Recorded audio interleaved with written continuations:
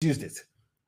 I said to them, if you go to everything I've been preaching for the past, I don't know if it's 7 or 8 years, it is there.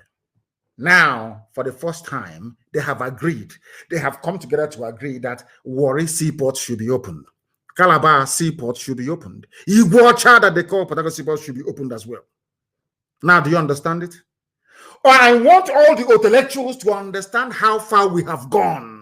We always win. I said to all of you, in the end, we win. Just remain consistent. Do not waver. Do not move to the right or to the left. Remain where you are on the path of truth, justice, and honesty.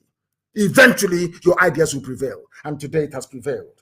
They are now asking for the creation of jobs and the promotion of socio-economic activities in the southern part of the damnable zoological republic. The meeting expressed concern on the economic implications of another lockdown on the country. Now they know.